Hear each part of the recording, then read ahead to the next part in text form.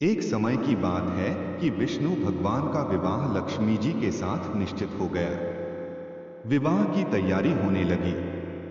सभी देवताओं को निमंत्रण भेजे गए, परंतु गणेश जी को निमंत्रण नहीं दिया। कारण जो भी रहा हो, अब भगवान विष्णु की बारात जाने का समय आ गया। सभी देवता अपनी पत्नियों के साथ विवाह समारोह में आए। उन सबने देखा कि गणेश जी कहीं दिखाई नहीं दे रहे हैं। तब वे आपस में चर्चा करने लगे कि क्या गणेश जी को नहीं न्योता है, या स्वयं गणेश जी ही नहीं आए हैं। सभी को इस बात पर आश्चर्य होने लगा। तभी सबने विचार किया कि विष्णु भगवान से ही इसका कारण पूछा जाए। विष्णु भगवान से पूछने पर उन्होंने कहा कि हमने गणेश जी के पिता भोलेनाथ महादेव को न्योता भेजा है। यदि गणेश जी अपने पिता के साथ आना चाहते तो आ जाते, अलग से न्योता देने की कोई आवश्यकता भी नहीं थी। दूसरी बात यह है कि उनको सवा मन मूंग, सवा मन चावल, सवा मन घी और सवा मन लड्डू का भोजन दिन भर में चाहिए। यदि गणेश जी नहीं आएंगे तो कोई बात नहीं। दूसरे के घर जाकर इतना सारा खाना पीना अच्छा भी नहीं लगता। इतनी वार्ता कर ही रहे थे कि किसी एक ने सुझाव दिया, यदि गणेश जी आ भी जाएं तो उनको द्वारपाल बनाकर बैठा देंगे कि आप घर का ध्यान रखना।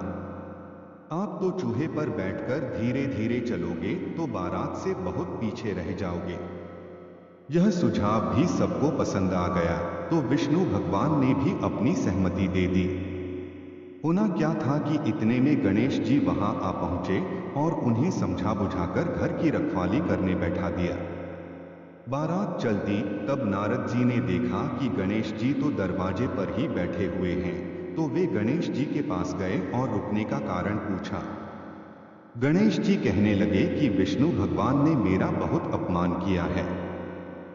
नारद जी ने कहा कि आप अपनी मूषक सेना को आगे भेज दें, तो वह रास्ता खोद देगी जिससे उनके वाहन धरती में धंस जाएंगे।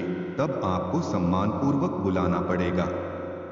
अब तो गणेश जी ने अपनी मूषक सेना जल्दी से आगे भेज दी और सेना ने जमीन पोली कर दी। जब बारात वहां से निकली तो रथों के पहिए धरती में धंस गए।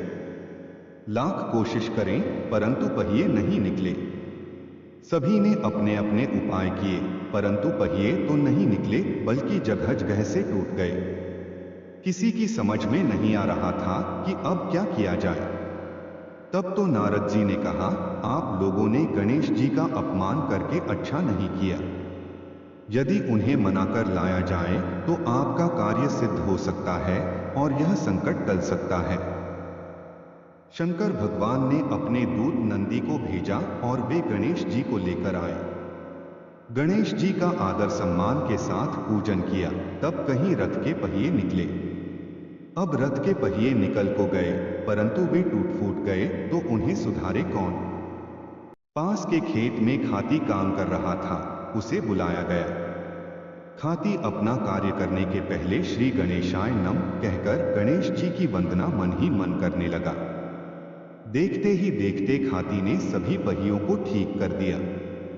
तब खाती कहने लगा कि हे देवताओं, आपने सर्वप्रथम गणेश जी को नहीं मनाया होगा और न ही उनकी पूजन की होगी, इसीलिए तो आपके साथ यह संकट आया है।